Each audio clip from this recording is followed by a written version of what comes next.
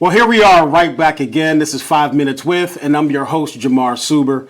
And as you know, I talk to amazing entrepreneurs who push us to go forward.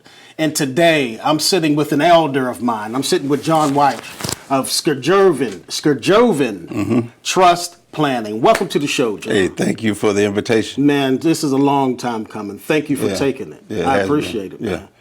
Same here. So listen, I'm not going to dive in deep and all this stuff. I want to talk about the basics of trusts. Why are they important? Well, the important thing to me is that I just experienced going through probate with my mom about 3 years ago. Mm-hmm. And what I found out about that is a will is not enough.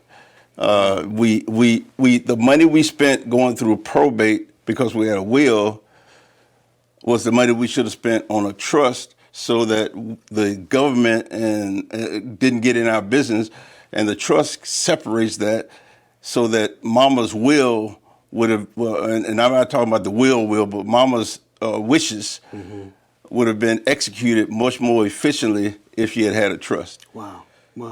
So let's go a little deeper in the black community, our community. We're told we weren't taught trusts and all these other things. We weren't taught how to protect ourselves, and we were taught, okay, is there a will?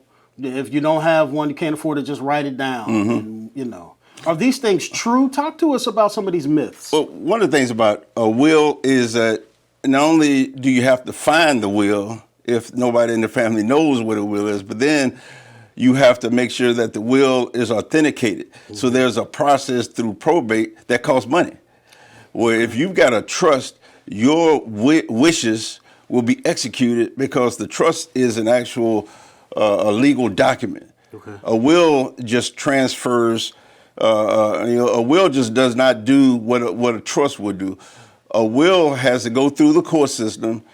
A will has to be, like I said, authenticated, and then if nobody protests the will, then you could execute the will. But the will, is just not enough of a document to make sure that your actual final wishes are executed. Wow. That's why you need a trust. Okay. So if I'm someone watching this right now and I'm listening and I'm taking note, what are some of the things I would expect when I call you and say, hey, can you help me? What are some types of questions and some things? That's a good question. First thing is that we talk about what your assets are. What are your wishes? What are your long-term objectives? What are you trying to accomplish? How do you want your assets distributed when you pass?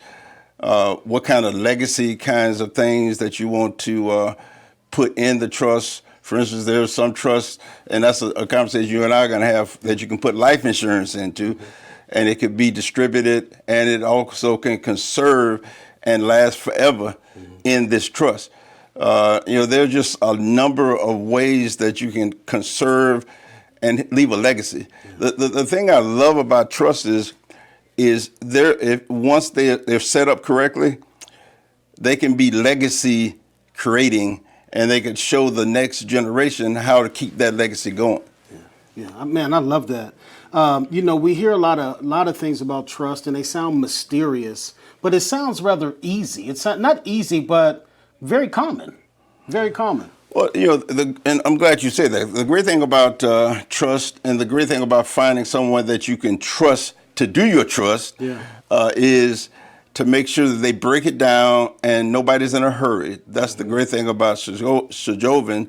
We are not going to be in a hurry to make sure that your wishes after you pass. And the great thing about trust is there's some significant things when you put some assets into a trust, or you create a trust, that you can manage while you're living. Wow, I love it. Okay. Yeah. Okay. Yeah. Well, John, I'm going to go ahead and close. But give us one lasting word or thought when it comes to trust and protecting ourselves that people need to know. Two things. One is, do not die without at least a will, because if you do, then somebody's going to assign an executor and a trustee for you, and that person is going to want to get paid. So that means that your loved one is going to be paying somebody to distribute assets that they could have done if they had at least had a will. Yeah. The other thing is that with the trust, the critical thing about the trust is it's a legal document. Mm-hmm. That means that your specific wishes are executed, both while you're alive, as you manage the trust, and when you're no longer here. Your wishes and exactly what you say in that trust is what's going to happen. Yeah. Well, hey, you heard it right here. You have to have a trust. A will just isn't enough. Don't die without a will, but a will just isn't enough. Yeah. If you want to learn more about John Wyche, log on to dailynewsnetwork.com. You've just watched 5 Minutes With, and I'm your host, Jamar Suber.